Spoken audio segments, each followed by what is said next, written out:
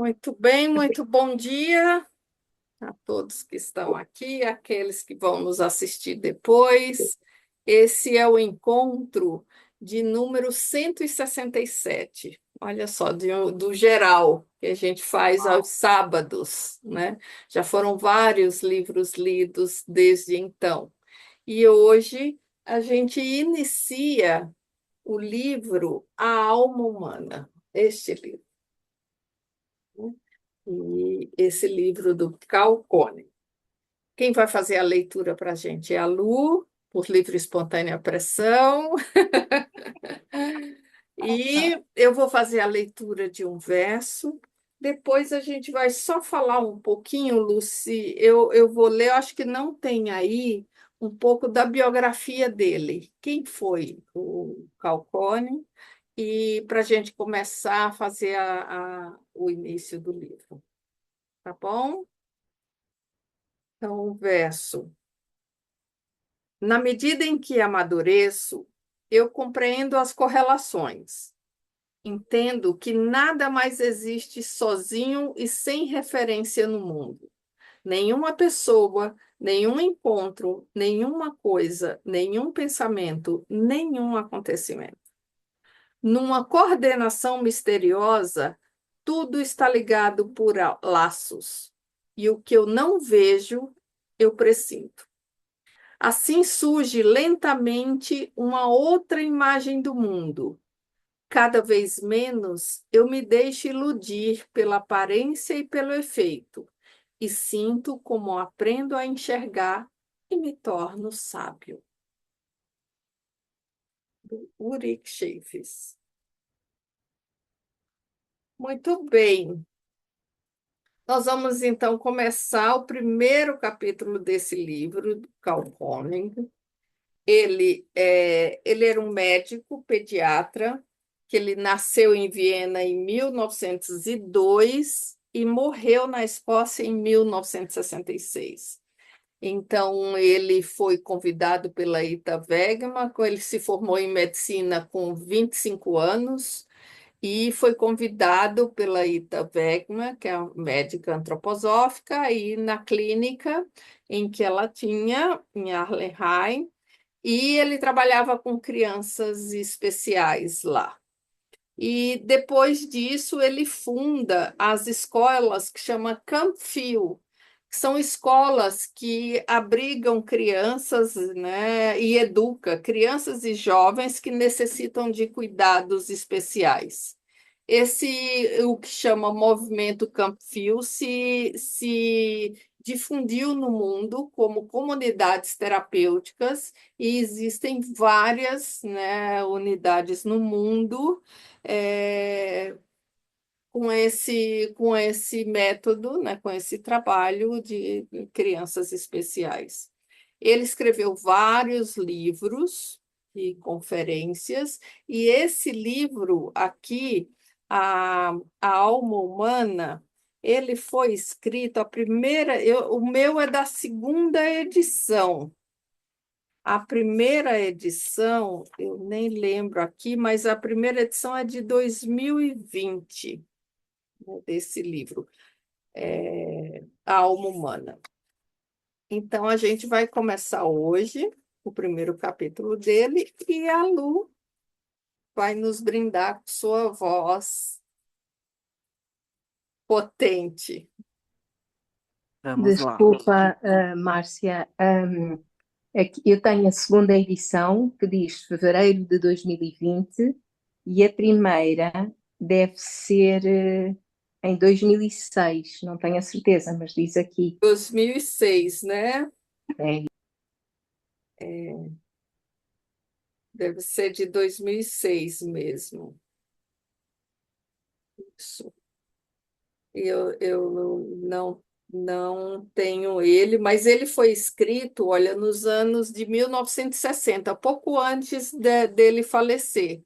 Então, a gente vai olhar também isso dentro de um contexto ou em como que era a psicologia naquela época, né, dos anos de 1960 e o que estava acontecendo naquela época. Então, vamos lá, Lu? Vamos. 1.1, a psicologia moderna e a alma humana. Pode parecer um pouco arrogante dizer que a psicologia não lida com o seu objeto de estudo, a alma humana, mas é verdade. Por um lado, a psicologia lida com a consciência humana e, por outro lado, tenta penetrar o vasto domínio do inconsciente. Mas a própria alma, a verdadeira essência do homem, é deixada de fora. Será que é possível descrever realmente a diferença entre a consciência e a alma, entre alma e inconsciente? Afinal, estamos autorizados a falar em termos científicos sobre a alma humana? Em geral, essa palavra e o significado que ela contém são usados somente por teólogos e poetas. Seu valor na linguagem científica atual é quase nulo, e até menos que nulo, porque a utilizam,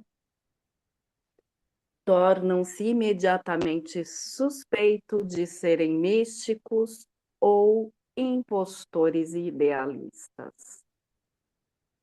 Mesmo quando tentamos entender o significado de uma expressão como de corpo e alma, ou qualquer outra na qual a palavra alma apareça, experimentamos algo inteiramente diferente do que entendemos por consciência. Quando lemos no Evangelho de que valeria um homem se ele conquistasse o mundo inteiro e perdesse sua alma, sabemos que a última palavra não pode ser substituída por consciência, pois é com a ajuda da consciência que somos capazes de conquistar o mundo, não com a ajuda da alma. Então, consciência e alma são opostas? Não são.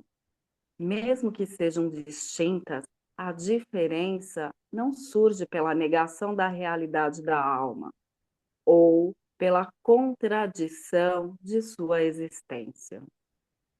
Entretanto, isto é continuamente feito hoje em dia e dificilmente um psicólogo profissional poderia pensar em usar a palavra alma, embora a carregue em seu próprio título, pois a psicologia é a palavra grega para conhecimento de alma. McDougall, por exemplo, é forçado a esquivar-se da questão quando tenta definir os limites da psicologia e diz: o objetivo da psicologia é desenvolver a maior exatidão e sistematização possíveis no conhecimento da natureza humana. Dessa forma, ele sobrepõe o objetivo ao objeto e define a psicologia como conhecimento da natureza humana. Mas este é também o objeto da anatomia, da fisiologia, da psiquiatria, da antropologia e de outros ramos da filosofia natural e das ciências humanas. Todas contribuem para o melhor conhecimento da natureza humana. A psicologia moderna, incapaz de reconhecer a alma humana, mas igualmente incapaz de negar seus efeitos, a substitui por outras palavras. Um dos véus que encobre a imagem da alma é a palavra personalidade. Existem traços de personalidade, testes de personalidade, dimensões da personalidade e muitos mais desses nomes inadequados. Eles ocultam a realidade da alma para ignorar a sua existência. A existência da alma é negada ou timidamente explicada. Existem impulsos e motivações, inteligência e atitude, percepção e fatores. Eles são estatisticamente mapeados, quase sempre analisados e interpretados de maneira inacreditavelmente tola e infantil. Meça o máximo de traços e motivações. Interprete as reações e os fatores que estiverem à mão, em termos de comportamento animal, ou substitua tudo isso por princípios freudianos e tudo estará bem. Essa é uma das tendências da psicologia moderna, influenciada pelas opiniões mal formadas nos Estados Unidos e pela atitude sofisticada da moderna filosofia britânica. E torna-se compreensível quando uma voz que parte do meio dos psicólogos é repentinamente ouvida e diz: a psicologia é a mais indisciplinada das disciplinas. A criação é a base exagerada de toda extravagância. Uma torre de Babel para toda linguagem conhecida e desconhecida. Um cofre para moedas falsificadas e espúrias. Um mercado para todos os vendedores ambulantes de teorias rebuscadas e improváveis. Se um professor de psicologia fala nestes termos, devemos acreditar nele. A psicologia transformou-se num mercado, porque negou a existência de seu próprio objeto, a alma humana. É uma torre de Babel, porque cada vez mais são introduzidos palavras, termos, nomes e categorias para expressar o que poderia ser simplesmente chamado de alma humana. É um cofre, porque ao invés da realidade, é apresentada apenas uma representação dela, sob a forma de moedas abstratas. Sendo assim, não seria melhor deixar os limites das investigações psicológicas modernas para trás e tentar penetrar o domínio desconhecido da alma humana? Será possível perscrutar seu caminho longe o bastante para que uma primeira luz, ainda que pálida, surja? Dá uma paradinha. Uhum. Como que vocês veem? O que chama a atenção? Fiquei É imaginando, uma. Desculpa, Lina. eu fiquei imaginando os estudantes de psicologia lendo isso aqui, falando, poxa, eu estou fazendo uma faculdade difícil, lendo um monte de artigos e tal, tendo que resumir, e ele fala uma coisa dessa. Uhum. Diga, Lu. Você, como psicóloga, e trazendo para a sua vivência, para as suas práticas, e vendo cada vez o aumento dessa procura por psicologia, como é que você sente e traduz isso para a gente? A gente traduz isso que está. Para a gente, do que está no livro, para a tua própria Tá. prática.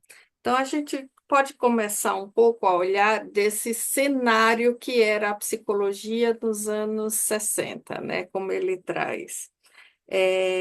Então, tinha praticamente o behaviorismo, que ele chama, que era uma linha centrada no comportamento, a psicanálise, mas foi um ano em que foi incorporado várias outras. Começou a aparecer uma psicologia mais humanista, o Carl Jung começa a falar de espírito, de outras questões.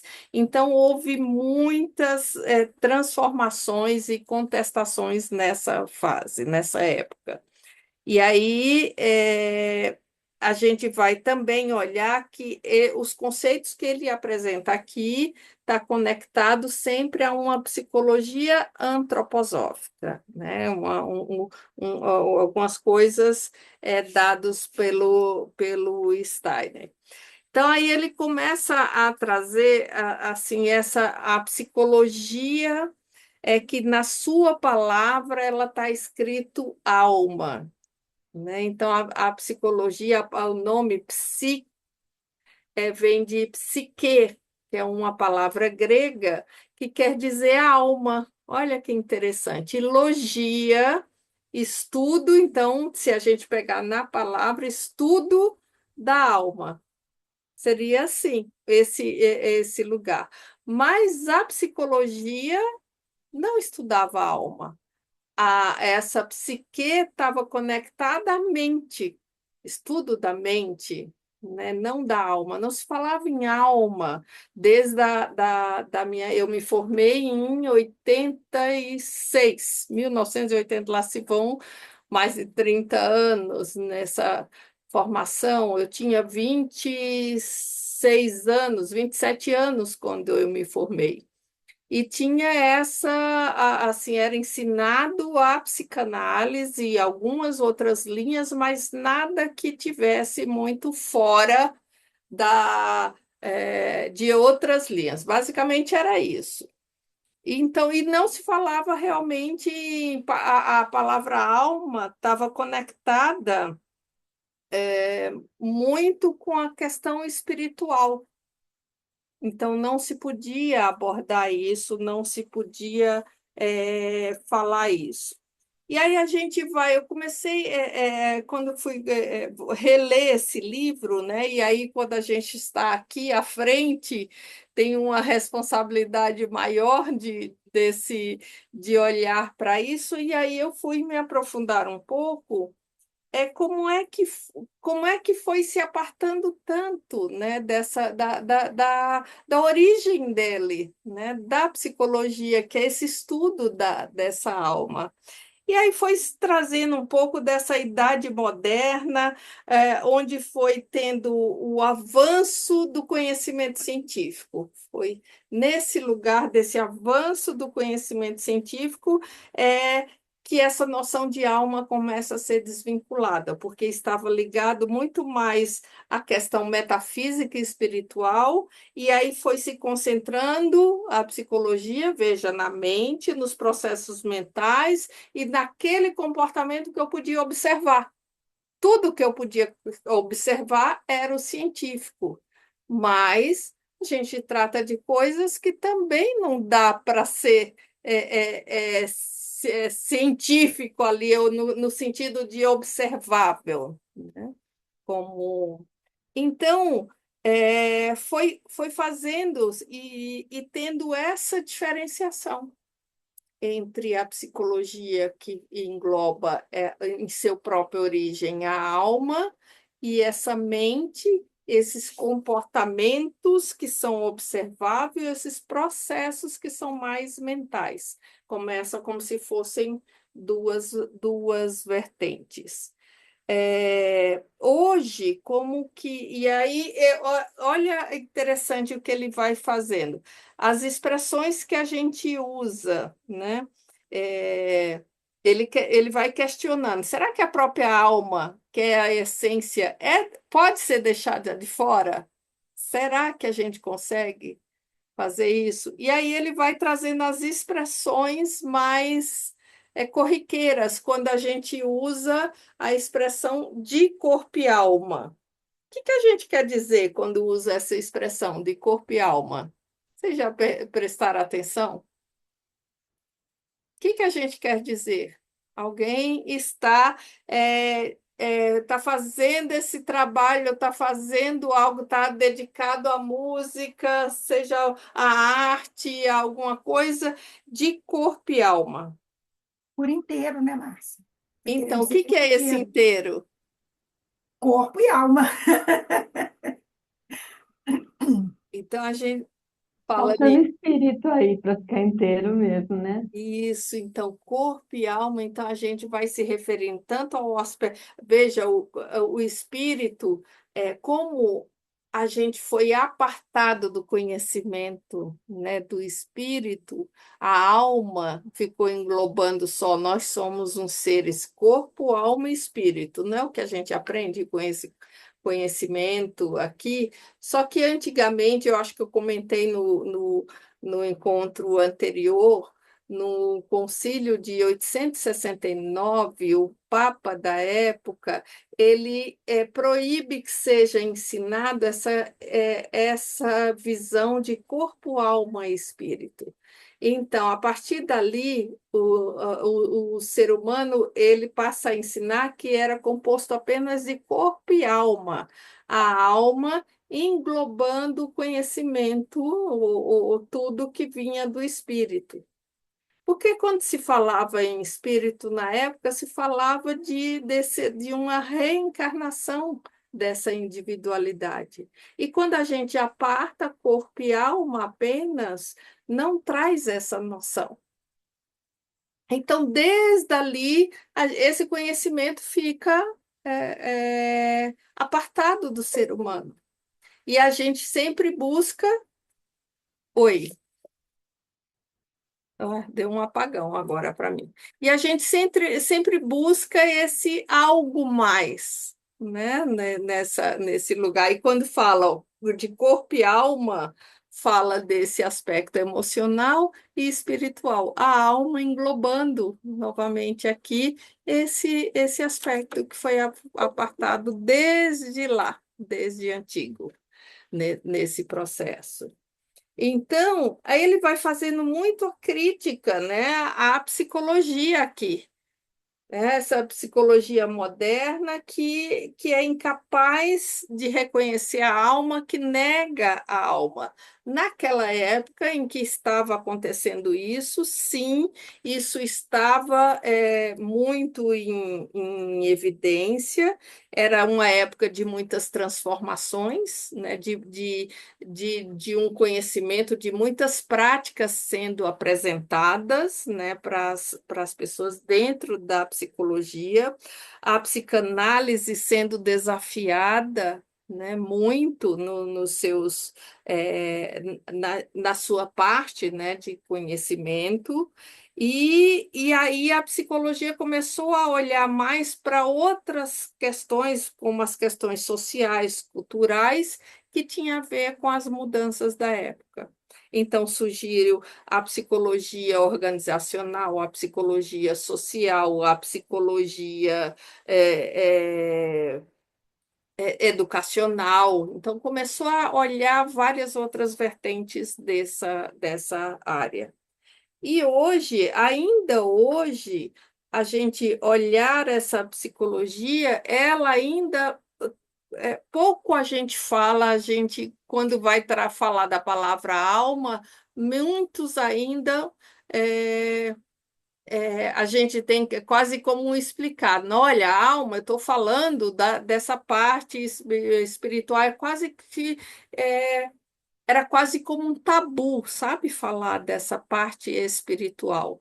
Tinha que se conectar muito com esse lugar científico. Então, no meio acadêmico, então, inexistia isso.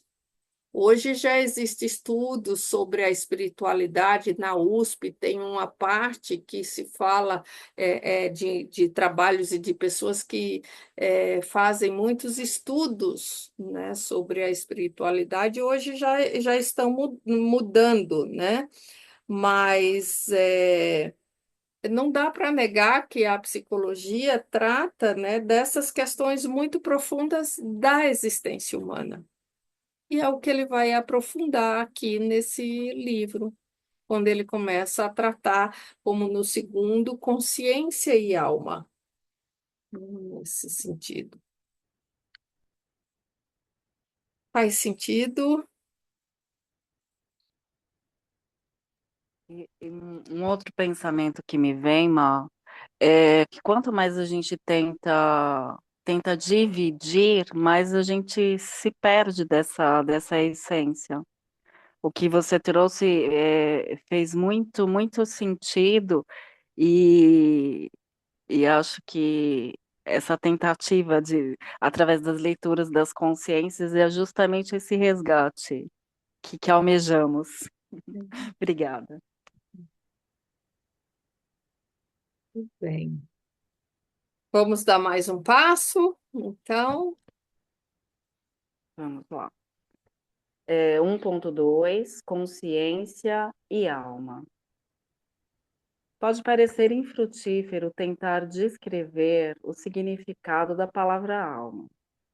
Ela se refere a algo que sabemos existir em algum lugar nas profundezas de nosso ser, mesmo que sua existência seja continuamente negada ou propositalmente velada. Definir a palavra alma é tão difícil quanto definir a palavra consciência.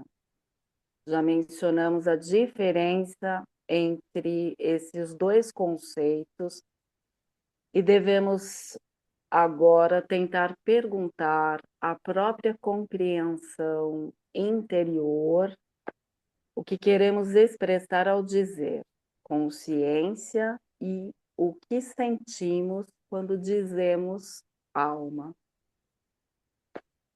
Se fizermos da linguagem o nosso professor, descobriremos uma grande variedade de conceitos encobertos pela palavra consciência. Eu posso mudar de ideia, posso seguir minha opinião, posso tomar minha decisão e então decidir dirigir-me a alguma coisa.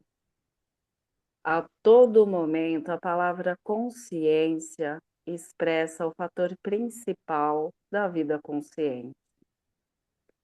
Essa consciência que sigo, que coloco em direção a algo, que repentinamente descobre uma coisa e é transformada por ela, irradia como uma luz.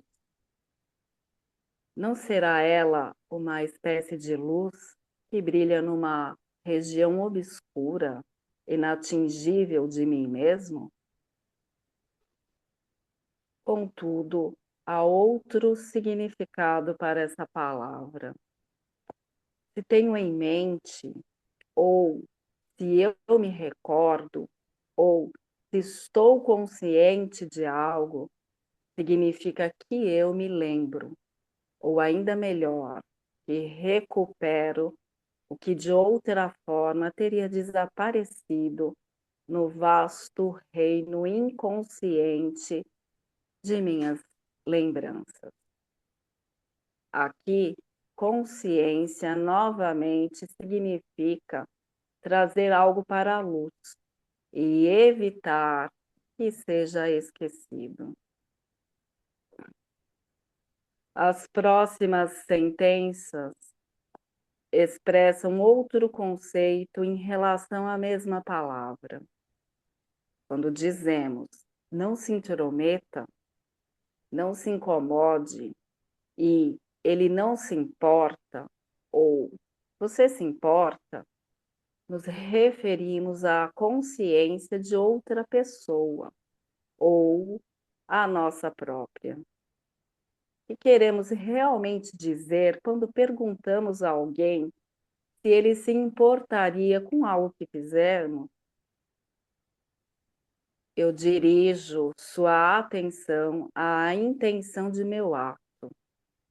De maneira semelhante, peço a outra pessoa que não dê atenção a algo especial e, assim, que não se intrometa. Refiro-me novamente à luz brilhante. Eu digo, brilhe sobre mim, e então me diga se meu ato pode permanecer na sua luz. De maneira semelhante, eu peço a outra pessoa que retire sua luz e não perturbe o brilho da minha. Quando alguém está fora de si, significa que essa pessoa perdeu seu julgamento mais apurado. Por outro lado, quando diversas pessoas estão juntas em um só pensamento, então suas luzes individuais brilham em conjunto, sem qualquer divergência. Embora o significado desta palavrinha tão importante possa ser variado e diversificado, ele sempre indica a luz da consciência. Descreve aquela parte especial de nosso ser que atua sobre a luz da autoconsciência. A origem da palavra é diversa. Deriva do anglo-saxão de mind, que significa memória. Também tem sua raiz na palavra anglo-saxã munam, que significa pensar, e está intimamente relacionada à palavra romana mens. A última palavra significa o mesmo que mente. Ela descreve algo como razão, inteligência, julgamento, como nas palavras romanas mens et ratio e mens sana in corpore sano, significando razão e significado, e mente sã em corpo são. Assim, podemos associar mente com mens e mental, bem com Gemind e Munam, todas, entretanto, nos remetem a uma única que é homem, men. O homem é o ser que é gerado aqui na Terra com a luz da consciência. Existe um significado bem diferente por trás da palavra alma. Ela soa muito diferente. A vogal brilhante em consciência, mind, que é parecido com luz, light, olhos, yes, é isso? Eu e superior, seco, meu e teu, aponta para a claridade luminosa da consciência diurna. Entretanto, alma tem um som escuro, como em buraco e cavidade, mas também em todo e viderrante, em planar e rugir. E alma e som são palavras intimamente relacionadas. Esta palavra é idêntica à palavra anglo-saxã Saue e à alemã Ciele, Nossa, tá gastando aqui todas as línguas do universo, hein?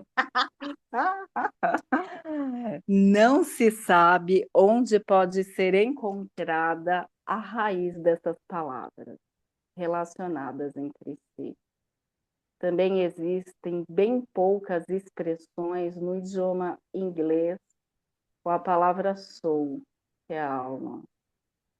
Chamamos alguém de boa alma ou pobre alma, e ambas as expressões não são muito elogiosas. Elas expressam um tipo de superioridade benevolente sobre a pobre ou a boa alma.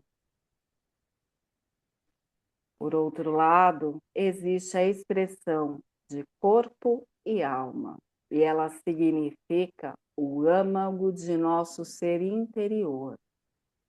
É impossível dar mais que corpo e alma. Há uma tarefa, pois isso contém tudo que um homem pode dar.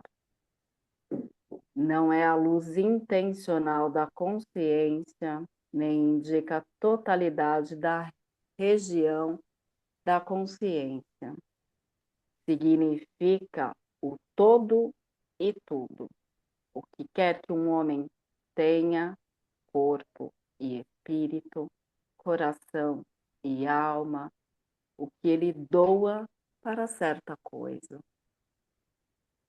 De maneira semelhante, quando somos instados a confessar com alma e consciência, não estamos só querendo dizer a verdade, mas muito mais que isso. Significa sustentar toda a nossa vida através de uma declaração. É muito evidente a relação entre a alma e o coração, por um lado, e por outro, com a consciência. Revela a sabedoria da linguagem e indica a direção correta. Devemos agora tomar a luz da consciência e tentar penetrar no território oculto da alma. Tan. Tudo bem, já tem uma prévia do que vai ser esse livro, hein?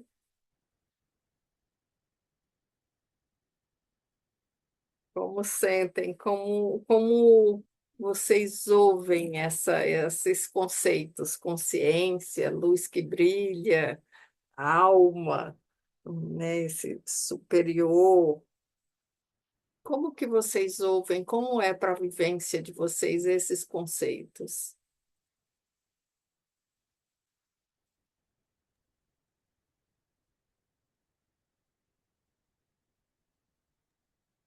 Márcia, eu achei muito interessante, principalmente essa coisa de que a consciência é o que está claro, exposto, e a alma é o que está dentro, oculto. Eu nunca tinha pensado nisso e achei muito interessante. Achei muito interessante também, como esse livro deve ter sido escrito em inglês, a Uhum. dificuldade que é a gente entender aquelas expressões dele, porque Expressões. você vê que eles têm um monte de expressões que usam a palavra mind, que para Aham. eles é consciência. A gente não tem, Ligada à mente, veja. é, Quando entendeu? fala.